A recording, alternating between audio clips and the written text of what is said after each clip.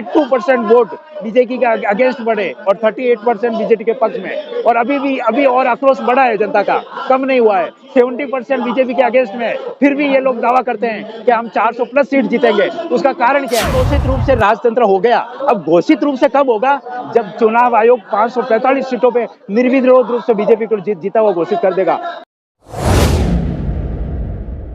दिल्ली के जंतर मंतर पर देश का संविधान और लोकतंत्र की जो हत्या हो रही है, उनको बचाने के लिए पूरी जनता इकट्ठी हुई है दिल्ली में।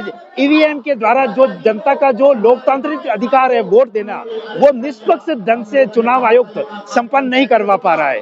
अगर ये हकीकत में देखा जाए तो अभी जो विधानसभा के चुनाव हुए एमपी के अंदर, उसके अंदर जब काउंटिंग हो रही थी तो शुरुआत में जब जो पोस्टल बैलेट होते हैं 230 में से 199 सीटों पर कांग्रेस आगे चल रही थी, मगर जैसे ही ईवीएम की काउंटिंग हुई पूरा रिजल्ट 180 डिग्री पे घूम गया और वही 66 पे आ गई। इसका मतलब क्या है? इस वक्त है कि ईवीएम के अंदर कुछ न कुछ तो इन्होंने साजिश रची हुई है, वो अंदर हैकिंग की जाती है तो कुछ न कुछ तिकड़म है।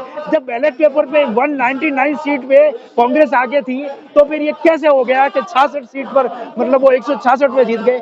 ये बात स्पष्ट है, ये निश्चित नजर आ रही है ना। कांग्रेस ही लाई थी ना? नहीं, ईवीएम कांग्रेस लाई थी, उस समय उनका उद्देश्य अच्छा था, उस समय उनका मिसयूज नहीं हो रहा था। मगर अब जैसे जैसे टेक्नोलॉजी आगे बढ़ रही है, उस टेक्नोलॉजी का दुरुपयोग हो रहा है, उसका मिसयूज हो रहा है, उसकी हैकिंग हो रही है। आज दुनिया के 3 विकसित देश जर्मनी, जापान और अमेरिका, जिन्होंने ईवीएम का आविष्कार किया, वो भी अभी बैलेट पेपर से चुनाव करवा रहे हैं। इसका मतलब क्या है कि उन्होंने भी ये समझ लिया कि ईवीएम का दुरुपयोग और मिसयूज हो सकता है, और ये हो रहा है, ये क्लियर कट है। अगर ईवीएम नहीं हटी तो इसीलिए आज जनता में चारों तरफ महंगाई, बेरोजगारी और भ्रष्टाचार को लेकर आक्रोश है। और ये अगर आपने 19 का चुनाव देखा तो उसमें 62% वोट बीजेपी के अगेंस्ट बढ़े और 38% बीजेपी के पक्ष में। और अभी और आक्रोश बढ़ा है जनता का, कम नहीं हुआ है। 70% बीजेपी के अगेंस्ट में, फिर भी ये लोग दावा करते हैं कि हम 400 प्लस सीट जीतेंगे। उसका कारण क्या है? उसका कारण है कि ये लोग ईवीएम इनके कब्जे में है, ईवीएम से चाहे जैसे मैनिपुलेट कर सकते हैं। पहले भी जो चुनाव होते हैं, हाँ, ईवीएम को चेक कर सकते हैं आप लोग। तो ईवीएम बिल्कुल आप चेक करने के लिए ईवीएम देनी तो पड़ेगी ना। कल जो पटियाला कोर्ट से इलेक्शन ऑफिस में हमारे वकील लोग गए तो आप भानु प्रताप जी ने क्या मांग की? क्या आप 50 ईवीएम सिर्फ हमें दे दो, हम उनको हैक करके प्रूव करके दिखा देंगे। तो इलेक्शन कमीशन क्यों नहीं दे रहा है ईवीएम? तो कैसे करेंगे, प्रूव कैसे करेंगे? आप ईवीएम तो उनको देनी तो पड़ेगी ना हाथ में। इसका मतलब क्या है? दाल में कुछ न कुछ काला है। सरकार डर गई है, सरकार में डर पैदा हो गया है। बिल्कुल ये दिखती बात है, सरकार डरी हुई है। भाई जो वकीलों ने मांग की, उनकी मांग बिल्कुल न्यायोचित थी। उन्होंने यही तो कहा भाई 50 ईवीएम आप हमें दे दो, फिर हम आपको दिखाएंगे कि कैसे हैक होती है ये। मगर वो देने को तैयार नहीं है, हाथ में नहीं देंगे, दूर से कहेंगे ऑफिस में आके हैक करो। ये ऐसे कैसे होगा? बिना हाथ में दिए कैसे हैक होगी? आयोग का हाल ही में बयान आया है, हाँ, ईवीएम मशीन में कोई छेड़छाड़ नहीं की जा सकती है। नहीं, चुनाव आयोग तो कुछ भी कैसे छेड़छाड़ नहीं की जा सकती। अरे नहीं की जा सकती, जो प्रूव करने के लिए वो ईवीएम मांग रहे हैं तो आप देख क्यों नहीं रहे हो? वो यही तो प्रूव करेंगे कि कैसे छेड़छाड़ होती है। मगर आप तो ईवीएम हाथ में देना ही नहीं चाहते हो, कैसे प्रूव होगा? इसका मतलब आप दाल में कुछ न कुछ तो काला है ना। आप दाल में काले की बात कर रहे हैं, जैसे अभी सीजीआई जो चीफ इलेक्शन कमिश्नर होता है उसको चेंज जो करते हैं, हाँ, हाँ, उसमें से सीजीआई इन चीजों को निकाल दिया गया है। तो यही तो, ये सबसे बड़ी साजिश है। ये न्याय और लोकतंत्र की क्लियर कट हत्या हो रही है। आप तो लोकतंत्र इसकी बात करो, ईडी है, सीबीआई है, इनकम टैक्स है, चुनाव आयोग, अभी तो सीजीआई को भी देख लो, जो जिसकी चंद्रचूड़ के ऊपर लोगों का थोड़ा विश्वास था वो भी खत्म हो गया, वो भी पूरी तरह से प्रेशर में आ गए। कहने का मतलब अब लोकतंत्र का अपन कहते हैं कि 4 पाए, विधायिका, कार्यपालिका, न्यायपालिका और मीडिया, ये चारों स्तंभ समाप्त हो गए, तो अब लोकतंत्र कहाँ बचा है? वैसे देखा जाए तो अघोषित रूप से लोकतंत्र समाप्त हो चुका है। खत्म हो गया है। नहीं, लोकतंत्र तो समाप्त हो गया है ना, अब लोकतंत्र कहाँ बचा? आप विधायिका देख लो, मतलब खरीद बेच के सरकारें बनाई जाती है। कार्यपालिका देख लो, ईडी, सीबीआई, इनकम टैक्स, ये सब इनके अंडर में है। चुनाव आयोग तो इनके पक्ष में है। न्यायपालिका देख लो, सीजीआई इनके में है। और लास्ट में मीडिया, चौथा स्तंभ। मीडिया को भी इन्होंने पूरा अपने कब्जे में कर रखा है। आज देश की मीडिया क्या कर रही है? आप मीडिया देखा, जो मेन स्ट्रीम मीडिया, पूरी तरफ से कोई भी चैनल खोल लो सिवाय एक चैनल के, सिर्फ एक 24 चैनल है, उसको थोड़ा निष्पक्ष कहा जा सकता है। बाकी सारे जो चरण चुंबन करते हैं बीजेपी का, मतलब इनको एक ही बस राम का भक्ति का माहौल बना दिया, बाकी सारे मुद्दे देश से हटा दिए। ये लोगों का विवेक और बुद्धि को हरण कर ले, ताकि जो जो वादे और जो मुद्दे इन्होंने 2014 और 19 में किए थे वो सब भुलाना चाहते हैं कि वो जो जनता भूल जाए, इसलिए धर्म का माहौल ये क्रिएट किया जा रहा है, नशा दिया जा रहा है धर्म का। अच्छा, आप जो ईवीएम की बात चली, ईवीएम की धांधली की बात चल रही है, हाँ। कहा जा रहा है कि जहाँ विपक्ष जीतता है तो वो हाँ। जनता चुनती है, हाँ। जहाँ बीजेपी जीतती है वहाँ ईवीएम से जीतती है। तो उसका कारण है, अभी आपने शर्मा जी की बाइट सुनी होगी कि ये बहुत जानकार है और इनके तर्क में खुद दम है।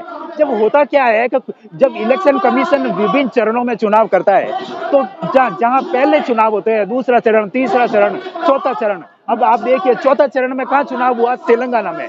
तेलंगाना से चुनाव होने के बाद में रिजल्ट आने में सिर्फ 2 दिन में रिजल्ट आ गया। वहां इनको हैकिंग का मौका नहीं मिला, इसलिए वहां पे निष्पक्ष चुनाव हुआ। तेलंगाना में इनको हैकिंग नहीं करी की, मगर जो उससे पहले चुनाव हुए उनको 10 दिन, 15 दिन, 20 दिन का समय मिला इनको, इसलिए वहां पे पूरी हैकिंग होती। अब इसी से पहले हिमाचल में देख लो, चुनाव होते ही 3 दिन में रिजल्ट आ गया, मौका ही नहीं मिला, कैसे हैकिंग करें? हैकिंग करने के लिए इनको 10 दिन का गैप चाहिए, 47 दिन का। जहां पर 10 दिन का गैप देके रिजल्ट आएगा, वहां पे हैकिंग होगी, और जहां पे चुनाव होते ही 2 दिन में रिजल्ट हो जाएगा, वहां हैकिंग नहीं हो पाएगी। क्या लगता है पहले से प्री प्लान था कि मध्य प्रदेश राजस्थान का चुनाव पहले हो जाए? बिल्कुल, ये पहले से प्री प्लान था। आज भाई तेलंगाना में हम जीत नहीं पाएंगे, इनको पहले से ही लग रहा था वहां हमारा माहौल नहीं है, वहां पर अगर हम हैकिंग करेंगे तो बुरी तरह से पकड़े जाएंगे, इसलिए इन्होंने तेलंगाना को लास्ट में करवाया और एमपी राजस्थान को रखा कि इनका प्लानिंग था। तो ये तो जानबूझ के ऐसा करते हैं ताकि बाद में कह सके कि जैसे आपने कहा ना कि तेलंगाना में कैसे जीते, तो ये जानबूझ के तेलंगाना में इन्होंने कुछ नहीं किया, वहां निष्पक्ष था चुनाव, इसलिए कांग्रेस जीत गई। वहां टाइम ही नहीं मिला, करते भी कैसे? 2 दिन में थोड़ी होता है, कितनी मतलब लाखों की संख्या में ईवीएम होती है, समय चाहिए हैकिंग करने के लिए, वो 10 दिन का वो चक्कर है और कुछ नहीं है। जिस तरह से वोटिंग होती गई और फौरन ही उसके बाद जो है रिजल्ट आउट कर देना चाहिए था। हाँ, मतलब कहीं पर भी चुनाव हो, मैं तो ये भी कहता हूँ लोकसभा चुनाव में चलो आप ईवीएम मत हटाओ, मगर समय मत दो। जहां पर भी चुनाव होते हैं रिजल्ट डिक्लेयर करते जाओ आप लोग का नारा है ईवीएम हाँ। हटाओ देश बचाओ, तो बिल्कुल। ईवीएम से चुनाव नहीं होगा तो देश बचेगा? बिल्कुल, लोकतंत्र बचेगा, हमारा संविधान बचेगा, निष्पक्ष चुनाव हो गए, जनता का भरोसा और विश्वास बढ़ेगा। ये होना चाहिए, ये घोटाला है, ये साजिश है, जनता अपने को ठगा हुआ महसूस करती है। तो क्या 24 में चुनाव जो होगा ईवीएम से होगा या वीवीपैट से होगा? अरे अभी तक तो जैसा माहौल लग रहा है, मोदी जी की हठधर्मिता लगती है, केंद्र सरकार की इनकी मंशा लगती नहीं है कि ये ईवीएम को हटाएंगे, इसीलिए मैंने ये पोस्टर अभी बनाए हैं, आप देखिए।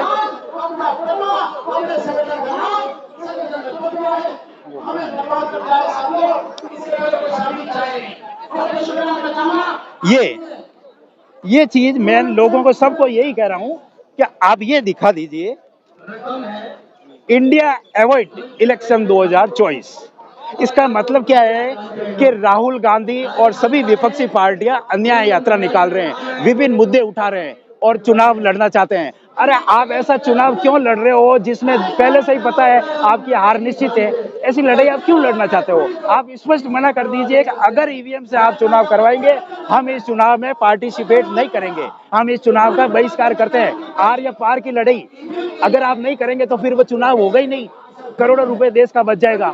आज चुनाव कराने में करोड़ों रुपए लगते हैं, देश के ऊपर 205 लाख करोड़ का पहले से ही कर्जा है। अगर विपक्षी पार्टियां और सारी पार्टियां मना कर दे, बहिष्कार कर दे कि अगर ईवीएम से चुनाव होगा तो हम बहिष्कार करते हैं, हम चुनाव पार्टिसिपेट नहीं करेंगे, तो इसका क्या मतलब होगा कि इलेक्शन कमीशन सभी 545 सीटों पे बीजेपी को निर्विरोध डिक्लेयर कर देगी कि ये जीत, देश से लोकतंत्र घोषित रूप से देश से लोकतंत्र समाप्त हो जाएगा, विदेशों में इनका डंका बजेगा। देखो भारत का कहते थे, भारत कहती थी कि हमारा लोकतंत्र बड़ा है, भारत में मोदी जी ने लोकतंत्र समाप्त कर दिया, विदेशों में इनका बहुत बड़ा अच्छा डंका बजेगा, बहुत अच्छा।